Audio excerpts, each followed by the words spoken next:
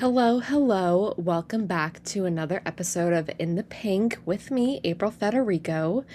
And I have to share some of my top favorites this week. So I was just I'm still on a high from my little mini bachelorette slash bridesmaids Cape Cod trip.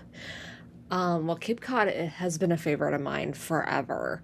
And probably since like middle school, but um I went to Falmouth, North Falmouth to be specific, for my bridesmaids Cape Cod trip, and because I really wanted to throw something for them, and um, it was just an absolute blast, and I'm just still on a major high from it. Like my mind is still at the beach perpetually.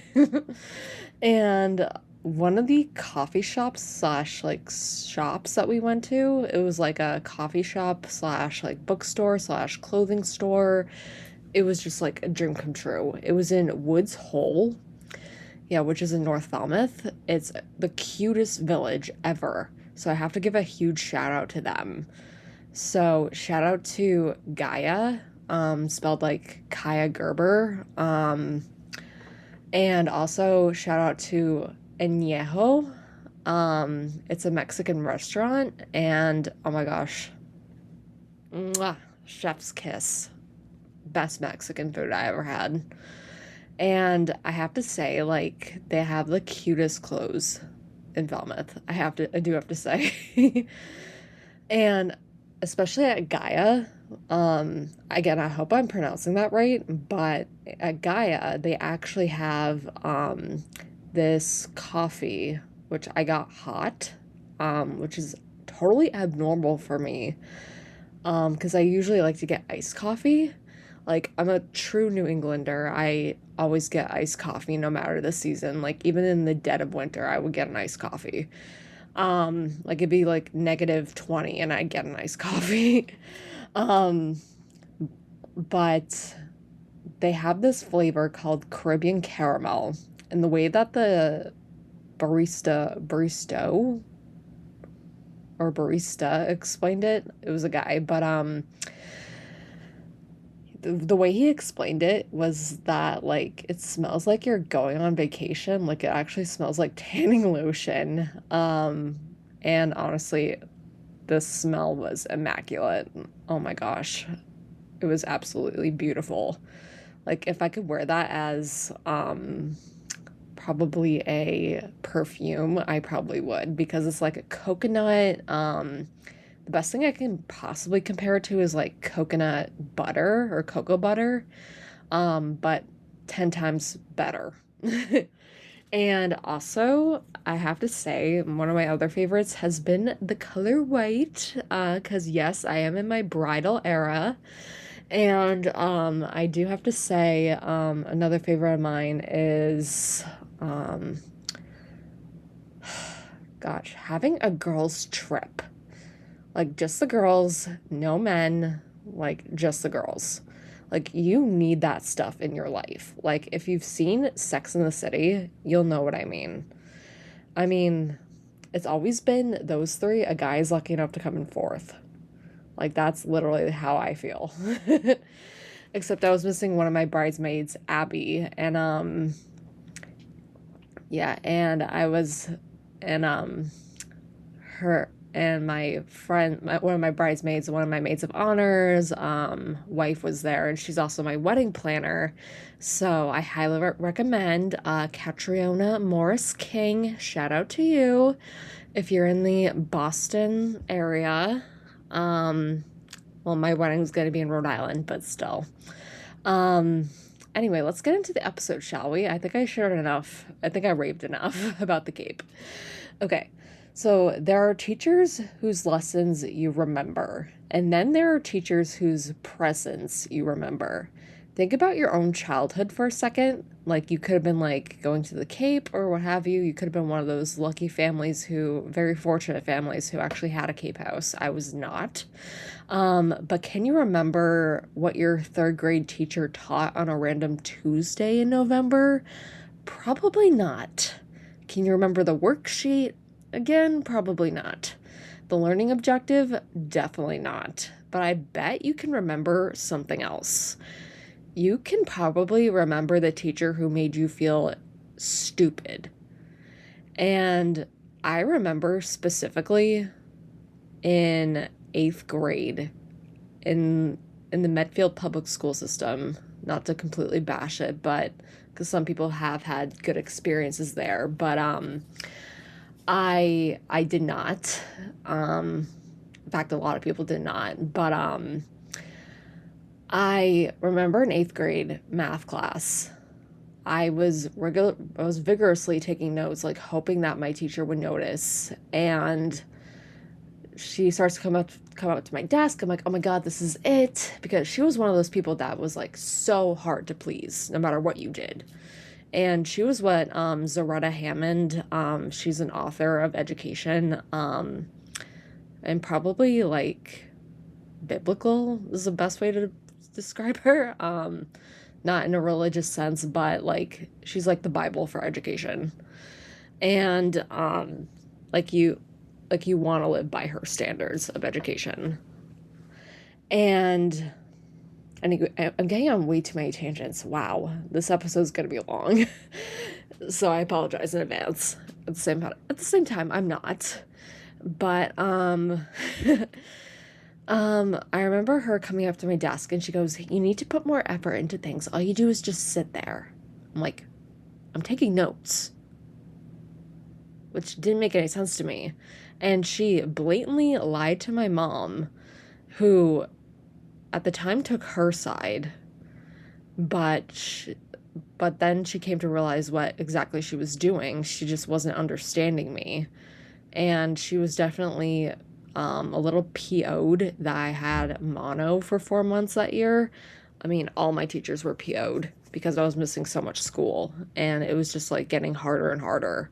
I mean, it's like, how do you think I feel? And thusly, I was remembering like being afraid to ask for help. Like I was forced to get help from teachers, but I was afraid to get it. Cause I just remember like constantly like I just remember like, God, I'm stumbling over my words here. That's what I get for being up at like 3 a.m. But I just remember being scared and not feeling psychologically safe enough to ask for help and to actually get help when I needed it in class. In fact, I was actually supposed to take my exams in the guidance office. And I was afraid to tell my math teacher that because I was afraid she was going to go ballistic. And it was just like, what the? I shouldn't have to be. Like, looking back on it, I was like, oh my gosh. And I remember the teacher, like, you remember the teacher, I mean, who embarrassed someone in front of the entire class. And even if it wasn't you, you learned from that moment. You indubitably learned, like, oh, don't make mistakes here. And you probably remember the opposite too. The teacher whose class felt different, the teacher who noticed you were having a bad day, the teacher who asked you if you were okay, the teacher who somehow convinced you that you were good at something before you believed it yourself, the teacher who saw something in you. Years later, you may not remember exactly what that teacher taught you, but you remember how you felt around them. There's this quote often attributed to Maya Angelou that captures the sentiment that people may forget what you said or did, but remember how you made them feel. Education is probably one of the clearest examples of that idea, because children aren't only learning curriculum in school, they're learning about themselves. They're learning like, oh, am I intelligent? Do I belong here? What happens if and when I make a mistake? Can adults be trusted? Is curiosity welcomed here? Is asking for help embarrassing? Do people expect me to succeed? Or what kind of person am I when something becomes difficult? And teachers participate in constructing those answers every single day. And that is what I call the Miss Honey effect. And if you've ever watched Matilda, you already understand the archetype. Miss Honey isn't memorable because she has the fanciest classroom. In fact, she doesn't have a fancy classroom at all. Let's be real, it was Miss Trunchbull's school.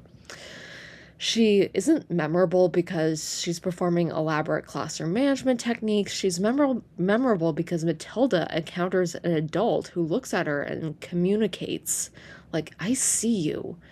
And perhaps even more importantly, I believe in you. So today I want to go much deeper than saying teachers should be kind, because that's true, but it's incomplete. That's an incomplete statement. I want to understand what happens psychologically when a child feels safe with a teacher. What happens neurologically when emotion becomes attached to learning?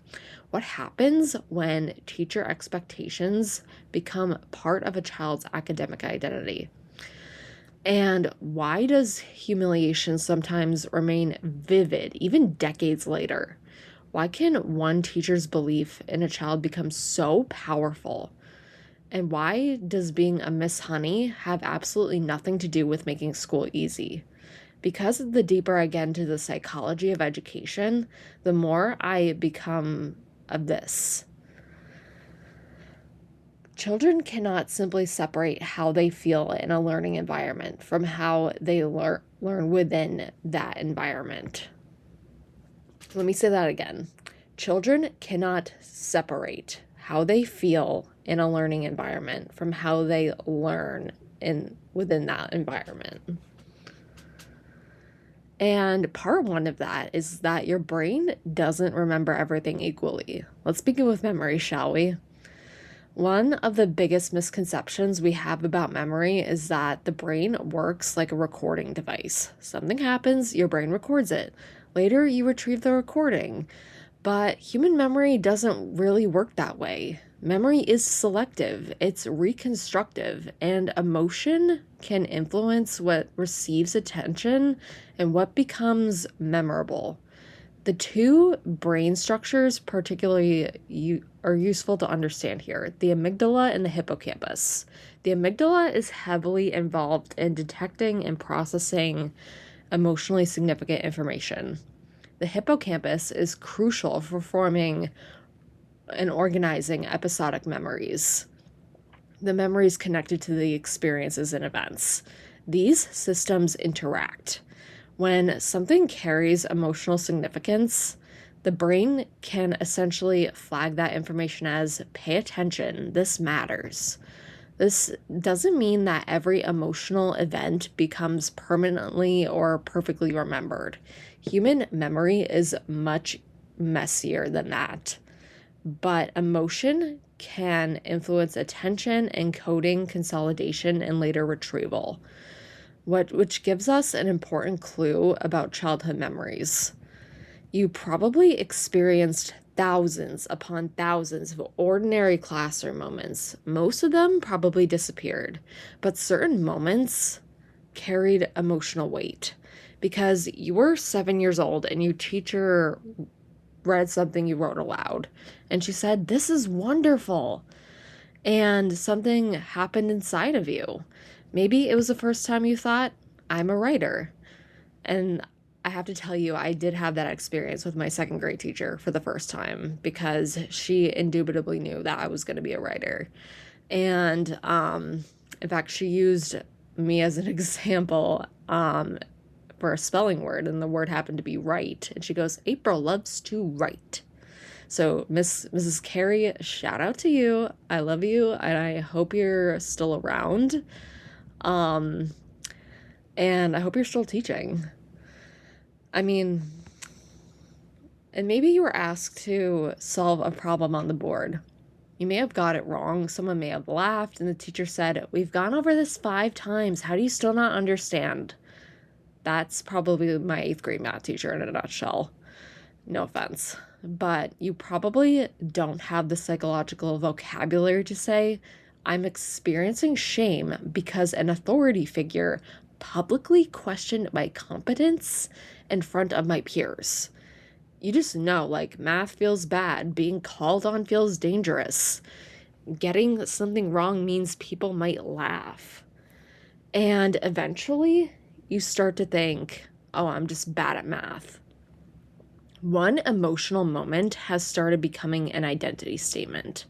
That is why the way teachers make students feel isn't a fluffy addition to education. Emotion is participating in the learning experience itself. And before the brain asks, what am I learning? It may ask, am I safe? Now we need to talk about stress because learning is vulnerable and we don't talk about that enough. Imagine being 7 years old. You're sitting in a room with 20 other children. Someone asks you a question. Everyone looks at you. You probably have 5 seconds to retrieve an answer. And if you're wrong, everyone knows. Adults do entire workshops about overcoming fear of public speaking.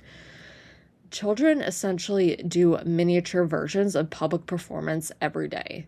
Reading aloud, answering questions, showing their work, writing something someone else will evaluate, attempting something they don't understand, asking for help, joining a group. And every one of those behaviors involves some degree of social risk. A psychologically safe classroom doesn't eliminate risk. It changes, rather, what the student believes will happen after the risk. That's critical. And a child can think, I might be wrong, but being wrong is okay here. Or if I'm wrong, something socially painful might happen. Those are very different learning environments. When the brain perceives threat, stress response systems mobilize resources. That is not inherently bad because stress isn't always the enemy. A manageable amount of activation can increase alertness and help us respond to a challenge. But intense or chronic stress can interfere with functions important for classroom learning. Attention, working memory, cognitive flexibility, impulse control, planning, emotional regulation. I mean, think about what happens when you're extremely anxious as an adult. I mean, someone can explain something incredibly simple to you, and you genuinely cannot process what they're saying. Not because your intelligence just like disappeared out of thin air. Your cognitive resources are occupied. Children experience versions of this too. And here's where teachers sometimes accidentally create a terrible feedback loop. Sorry, I'm tripping over my words like no other. A child feels anxious. Their working memory suffers. They struggle with an assignment. The teacher interprets the struggle as just simply not listening. The teacher becomes frustrated. The child detects the frustration. Anxiety increases. Performance decreases further. And the teacher becomes even more frustrated. And suddenly, what started as a cognitive challenge has become an interpersonal threat. The child isn't thinking, how do I solve this problem? They're thinking, how the heck do I get out of this situation? That distinction changes everything. And the nervous system enters the classroom too. Cue the nervous system. We often talk about students as if they enter school as brains carrying backpacks. But children enter classrooms with entire nervous systems, and they don't even know it. They've already had a morning before they arrive. Maybe someone yelled at them at home. Maybe they didn't sleep. Maybe breakfast was absolutely chaotic. Maybe they spilt their milk. Maybe they had an argument with their parent or their sibling. Maybe they spent the bus ride worried nobody would sit with them. Maybe everything at home was perfectly fine and they're simply having a difficult morning because they're not psychologically safe in school. Then they walk into your classroom and the teacher can't control everything that happened before that moment. And teachers should not be expected to become therapists. And neither should, and I have to say this, teachers are not babysitters. I'm sorry, but we're not. But we can influence what happens next. Predictability matters, routine matters, clear expectations matter, warmth matters, consistency matters. A teacher who says what they mean and follows through calmly creates a very different psychological environment than an adult whose responses feel unpredictable. And this is something people misunderstand when they hear trauma-informed or relationship-centered education. We sometimes imagine, so we're supposed to let kids do whatever they want because they have trauma? No. Predictable boundaries can actually contribute to a sense of safety. Imagine two classrooms. In classroom A, the rules change depending on the teacher's mood. Sometimes talking gets ignored. Sometimes the teacher explodes, which tends to happen. Sometimes one student gets punished for something another student did yesterday without consequence. Students have to constantly monitor the adult. In classroom B, expectations are clear. Consequences are predictable. The teacher can be firm without humiliating anyone. Students know what happens when something goes wrong. Which classroom feels safer? Usually it's the predictable one. Safety isn't permissiveness, it's predictability without humiliation. Now, let's add another layer. Humans are deeply social learners, and this is the psychology of belonging. Children are constantly monitoring whether they belong. Belonging isn't simply like, oh, do people like me? It can also mean, is someone like me supposed to succeed here? Does my teacher think I have something valuable to contribute? When I struggle, is that treated as normal or as evidence that I should not be here?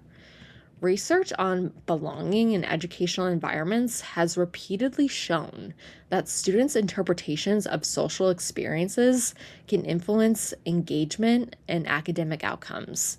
This becomes especially important when students encounter ambiguity. Imagine a teacher gives you short feedback, like see me after class. If you already believe like, oh, my teacher likes me and thinks I'm capable, you may interpret that as she probably wants to help me. If you believe my teacher thinks I'm stupid, the exact sentence can become, oh, I'm in trouble. Our relationships influence how we interpret ambiguity. And that's why belonging isn't created through a poster saying everyone belongs in all capital letters. Belonging is created through repeated evidence. Who gets listened to, who gets interrupted, who gets corrected publicly, who gets second chances no matter what, whose curiosity gets rewarded, whose behavior gets interpreted generously, who receives challenging questions, who gets trusted. And students collect these tiny pieces of evidence, and eventually they form a conclusion. It's either people like me belong here or people like me don't. And now let's get into one of the most famous ideas in educational psychology. And I apologize if I pronounce this wrong, but it's like the Pygmalion effect. Robert Rosenthal and Lenore Jacobson's work became famous for exploring whether teacher expectations could influence student performance. The popularized version goes something like, if teachers believe students are smart, the students become smarter. That's catchy. It's also a little too simplistic. The research literature on expectation effects is much more complicated, and the magnitude of effects depends on context. But the underlying idea remains incredibly important. Expectations can influence behavior. A teacher does not have to say, I don't think you're capable. Expectations can leak through like tiny interactions, like microaggressions. Imagine a teacher unconsciously believes one student is highly capable. The student gets a difficult question. The child pauses. The teacher waits 5 seconds, 10 seconds, then says, take your time. Another child has developed a reputation for struggling. The teacher asks a question. 2 seconds pass, and the teacher says, oh, it's okay, and then calls on someone else. The teacher may believe they're helping, but think about the message each student receives. Student 1 may think, my thinking is worth waiting for. Student 2 might think, adults expect me not to know. And this can show up in task difficulty, feedback, opportunities, follow-up questions, warmth, patience, even how mistakes are interpreted in the classroom. And these tiny moments accumulate. And this is where we move from classroom behavior into identity. Children are constantly constructing narratives about who they are. Eventually, I struggled with reading today can become, reading is hard for me. Then, oh, I'm bad at reading. And then eventually, like, oh, I'm not smart. And I unfortunately have seen that in classes that I've observed. It's terrible. It's honestly so heartbreaking. Like, notice the progression. An experience can become a pattern. A pattern can become an identity. And this matters because identity changes behavior. If I believe, like, oh, I'm bad at math, then avoiding difficult math problems makes sense. Why risk proving what I already believe? If I believe, like, oh, I'm the troublemaker, then behaving according to that identity can become socially and psychologically coherent. If I believe, like, I'm a writer, I may persist longer when writing becomes difficult. This is why the language adults use around children matters. There's an enormous difference between, like, oh, you're being disrespectful and you're disrespectful. One describes behavior, the other just defines identity. There's a difference between you haven't mastered this yet and you're just not a math person. There's a difference between that choice was not okay and you're a bad kid. Children need room to have a bad moment without having that moment become their identity. And this is why shame is such a terrible teacher. We also need to distinguish accountability from shame. Accountability says you did something that needs change. Shame says there is something wrong with you. And sometimes adults use shame because temporarily it appears to be effective, like embarrass a child and they immediately become quiet, sarcastically call them out and everyone may stop talking, publicly compare them with another student and they may suddenly comply. From the outside, like, oh, it worked. But what did the child actually learn? Probably not that they should make a better behavioral choice. They may have learned to avoid humiliation. Those are not the same thing. Compliance is not necessarily regulation. Silence is not necessarily engagement. A child sitting perfectly still isn't necessarily learning. And fear is not respect. Sometimes fear looks incredibly convenient to adults because it produces fast behavioral results. But education isn't supposed to optimize children for adult convenience. We're supposed to develop human beings who can think, communicate, regulate, solve problems, and eventually function without us ever standing over them. Which, by the way, you shouldn't do in general. And kindness is not lowering the bar. I mean, this is perhaps the most important misconception about the Miss Honey effect. Being emotionally safe does not mean students never experience discomfort. Learning itself is uncomfortable. Confusion is uncomfortable. Revision is uncomfortable. Feedback can be uncomfortable. Trying it again can be uncomfortable. Being wrong can be uncomfortable. We don't need to eliminate those experiences. We just need to teach children how to survive them. This is where productive struggle becomes so important. If a child immediately says, I can't do it, and I immediately do it for them, I've solved the short-term problem. But it may have reinforced, you're right, you couldn't do it without me. Instead, imagine saying, I see why this feels hard. Show me what you already know. Now we're regulating without rescuing or scaffolding. Or you don't need the whole answer yet. What is one thing you can try? Or I'm not going to leave you alone with this, but I'm also not going to take the thinking away from you. That is a radically different model of care. Care says, I believe you're capable enough to struggle. And that must be like the most Miss Honey thing of all. Miss Honey recognizes Matilda's potential. She doesn't make Matilda smaller so that the world feels easier. She gives Matilda room to become bigger even when her family makes her feel so small. And this is why your calm as a teacher matters. There is another concept that's particularly important with younger students: co-regulation. Children's self-regulation develops over time. Adults help scaffold that development through relationships, modeling structure, and responsive interaction. Think about a dysregulated child. They're crying, they're frustrated, maybe they're yelling. And now imagine the adult enters that interaction already dysregulated. The adult gets louder, the child gets louder. The adult perceives that as disrespect. The adult escalates, the child escalates. And now we have two nervous systems essentially throwing gasoline on each other. Compare that with an adult who maintains a calm, firm presence. Like, you could say, for example, I can see you're angry. I won't let you throw things. We're going to move over here when you're ready. There's a boundary. There's no permissiveness, but there's also no power struggle. The adult isn't demanding that the child immediately becomes calmer in order to satisfy the adult's emotional needs. They're lending regulation.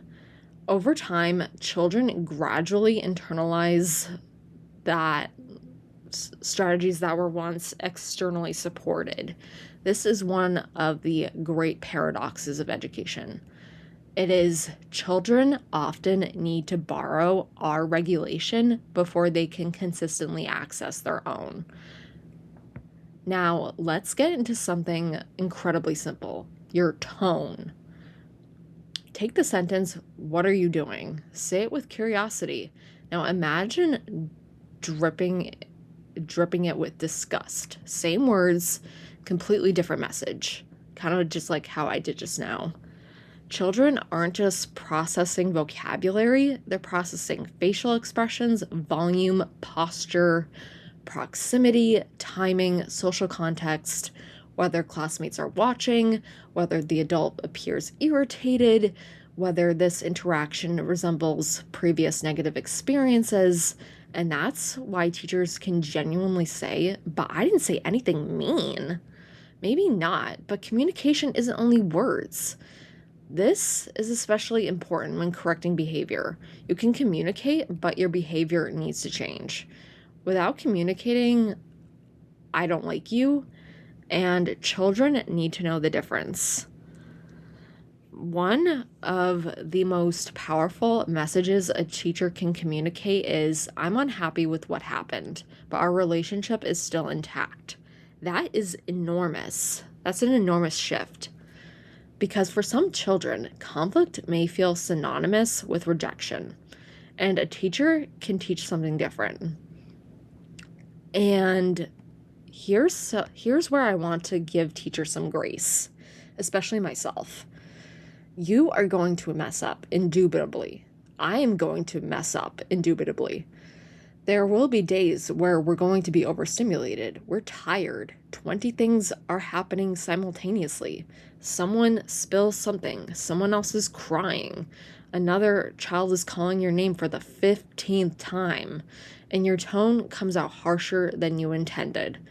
Being a relationship-centered teacher doesn't mean never getting frustrated. It means knowing how to repair. Imagine telling a student, I want to apologize for how I spoke to you earlier.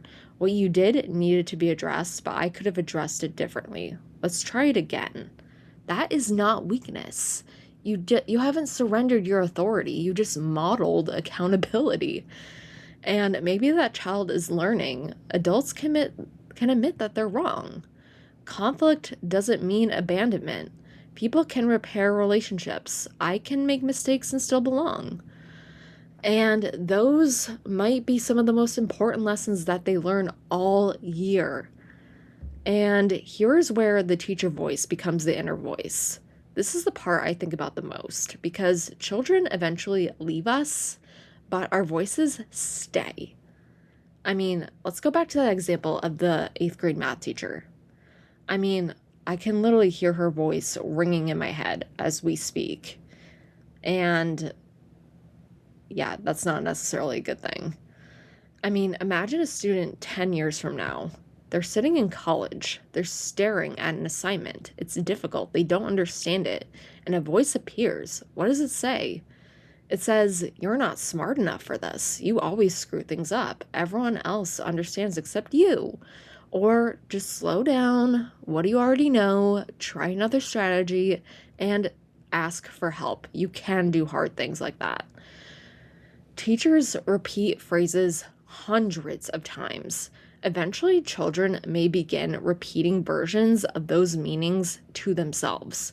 That's why tone matters. That's why expectations matter. That's why language matters. That's why relationships matter. We're not merely teaching children what to think about fractions or phonics. We're participating in the development of how they think about themselves while learning. And there's this one phrase I wish every educator would think about. This is proof I don't belong because children collect evidence. Imagine a child who already suspects that they're not smart. They get 9 questions correct, 1 wrong. Which answer do they remember? The wrong one, because it confirms the story. See, I knew it. Or a child believes teachers don't like them. And I've indubitably have had those experiences in middle school and even high school. A teacher smiles at them 5 times, then sounds irritated once. Which interaction becomes evidence? See, she doesn't like me either. Humans have cognitive biases that can make us particularly attentive, I should say, to information that confirms existing beliefs. And children are not immune to this. That's why changing academic identity often takes repetition. One encouraging conversation isn't necessarily enough to undo years of "I'm stupid." And God knows I've had that thought since, like, I want to say from 7th grade to, I want to say middle of 9th, because that's when I changed high schools. The child needs evidence again and again and again and again. I figured something out. My teacher waited for me. I made a mistake and nobody laughed. I asked for help and wasn't embarrassed. I struggled and eventually succeeded. Someone trusted me with something difficult. Eventually, maybe the old story isn't completely true. That's education at its most transformative. And this is what the Miss Honey effect is not. I want to make this abundantly clear. The Miss Honey effect isn't never saying no, avoiding consequences, giving everyone an A, never allowing children to become frustrated, trying to make every student like you, being endlessly available, becoming a therapist and a babysitter, may I add, sacrificing your own boundaries, or tolerating unsafe behavior. In fact, those things can undermine the environment we're trying to create. The Miss Honey effect is the intersection of warmth and expectations, compassion and accountability, safety and challenge, connection and autonomy. It says, I care about you too much to humiliate you, and simultaneously, I believe in you too much to continually rescue you. And that is a completely different definition of kindness. So I want you to now think about a teacher if you made it this far. Not necessarily your favorite teacher, just one you remember quite vividly. Picture the classroom. Where were you sitting? How old were you? What did that teacher's voice sound like? How did your body feel walking into that classroom? Relaxed, excited, invisible, nervous? What version of yourself existed in that room? Were you a funny kid? Were you a quiet kid? Were you considered a smart kid? Difficult, creative, too much, not enough? And here's the most important question. How much of that identity belonged to you before you entered that classroom? And how much was reinforced while you were there? Now think about the children sitting in our classrooms today. 20 years from now, one of them might remember us. They probably won't remember our perfectly formatted lesson plan. They won't remember whether our bulletin board matched. They won't remember every standard. They won't remember most of the worksheets, but they may remember, oh, she waited for me, or he embarrassed me, or she noticed, or he believed in me. She believed I could do more. I wasn't scared to be wrong. And maybe one day when they're facing something difficult, they'll hear something that you used to tell them, like, try again, show me what you know. It's okay not to 100% know yet. You're capable of figuring this out, and eventually they won't hear it in your voice anymore. They'll hear it in their own. That's the Miss Honey effect. The ultimate goal isn't for children to need our encouragement forever. It's for them to internalize enough experiences or competence, belonging, safety, challenge, and resilience that eventually they can provide some of that encouragement to themselves. So perhaps the most important question we can ask at the end of the school day isn't, did I get through everything in my lesson plan? It's not even, oh, did everyone behave? Maybe it's, what evidence did my students collect about themselves today? Did they collect evidence that mistakes are dangerous, or that mistakes are information? Did they collect evidence that adults give up on them, or that relationships can survive difficult moments? Did they collect evidence that intelligence means knowing immediately, or that intelligence can include persistence, curiosity, strategy, revision, and asking for help? Did they collect evidence about challenging work that isn't meant for them? Or, probably the best thing, I can do hard things. Because every day, whether we intend to or not, we're giving children evidence. Evidence about school, evidence about adults, evidence about learning, evidence about themselves. And years after they forget almost everything we taught them, some of that evidence may remain. So if you're a teacher, I hope your students remember your classroom as somewhere they were challenged, somewhere they were held accountable, somewhere where they had to think, somewhere they had to struggle, but not too much. I call that the productive struggle. Somewhere they occasionally got frustrated, but also somewhere they knew being wrong will not make me unworthy. In fact, it doesn't make you unworthy. Having a difficult day will not make my teacher give up on me. My ideas are worth hearing. I belong in intellectually challenging spaces. I am capable of becoming more capable. That's not lowering the bar. That's creating the psychological conditions that allow children to reach for it. And that's why we remember our Miss Honeys, the Miss Honeys of our lives. They didn't simply teach us something, they helped us believe something about ourselves. And sometimes that belief stays with us for quite literally the rest of our lives. So, that was a long one. And I really hope you stayed to the end. And oh my gosh, this is like almost 45 minutes long. So I hope you stayed to the very end. I hope you didn't mind my endless rambling about my fabulous weekend at the Cape. But I hope you get a chance to go to North Falmouth sometime, and especially Woods Hole. And I will see you guys next week. Bye.